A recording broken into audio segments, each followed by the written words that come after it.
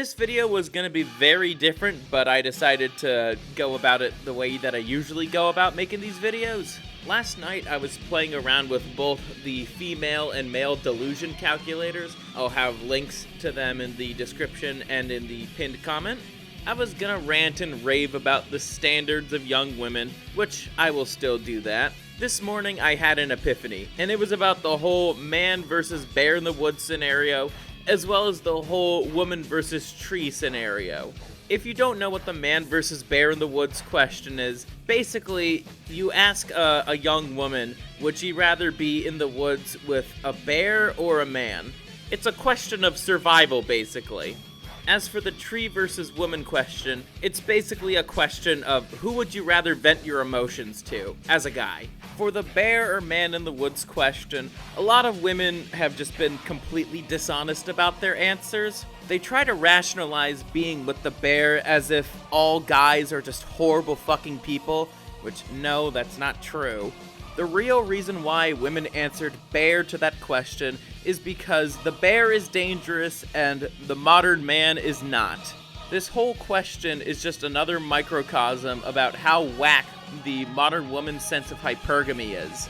On the inverse, the guys who answered tree to the would you rather vent your emotions to a tree or a woman question are actually correct. There are absolutely no consequences for venting your emotions to a tree compared to the modern woman. Just a quick little aside before we get back to the main topic.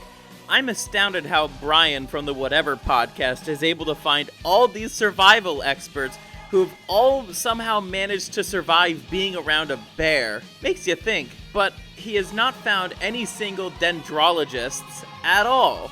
I just wanted to add that little joke in there. You can modify the bear versus man in the woods question to be, would you rather be stuck in the middle of the forest with a bear or the man of your dreams? You'd be very surprised to see how fast their answers would change. But for the average young woman of today's day and age, what does she consider to be the man of her dreams? As you can see on your screens here, I decided to fill out the female delusion calculator like you see here. And for this scenario, I was going at it like I was the average 25-year-old woman.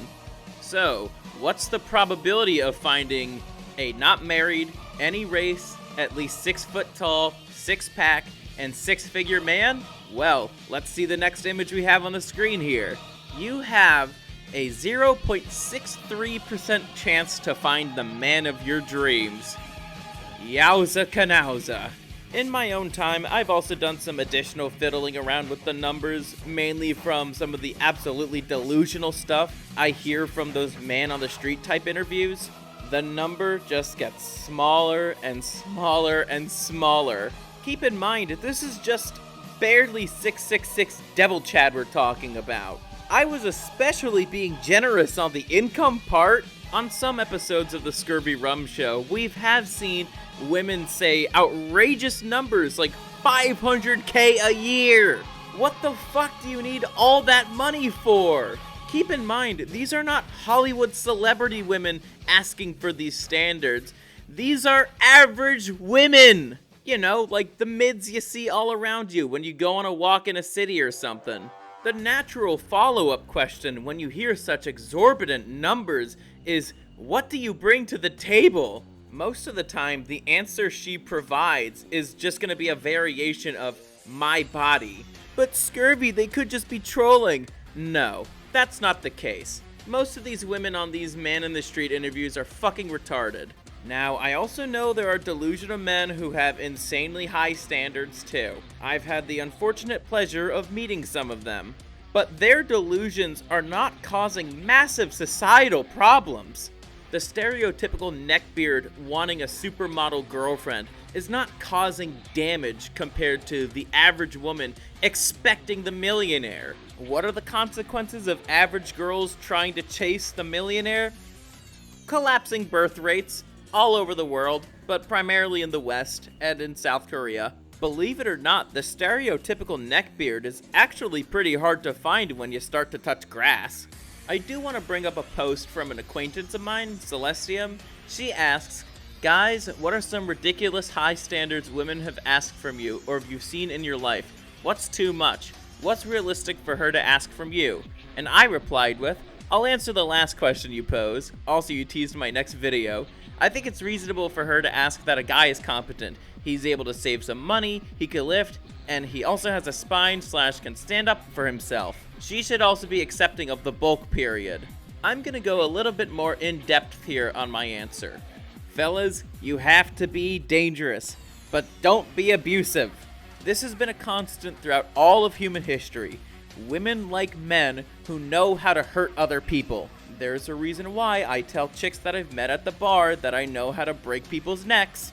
That aside, ladies, let's go over some reasonable standards you could adopt right now. On matters of height, if you're 5'4", which is the average height for females in the United States, compared to him who's 5'9", the average height for males in the United States, he's still taller than you. 5'9" isn't short by any means. When it comes to physical fitness, you should expect him to be doing some sort of training, whether it's weights, martial arts, or sports. Do note that I don't say all three. In the realms of finance, here's a giant red pill for you ladies. You could actually live a pretty good life on a high 5-figure income. Since I'm trying to talk to average women here, no, you don't deserve a life on Hollywood Hills. There are plenty of nice, affordable places in flyover states and other red states that are much cheaper to live in than New York or California. Guys, you should also learn how to save your money and live within your means. I could list more, but I think you ladies get the picture. These are standards that you could adopt right now, and your dating life will be so much easier for it. There's one more thing I want to say to the ladies who are not part of my audience. If you treat yourself as just a set of holes for guys to stick their dicks into, or you have an OnlyFans, don't act so surprised when all guys want you for is sex. You're inflicting the suffering upon yourselves, and you're making society worse off for it. I could do a whole video about why promiscuity is such an awful thing and its impact upon all of us. Now that I think about it, that's not a bad idea. But anyways, I'll catch you guys later.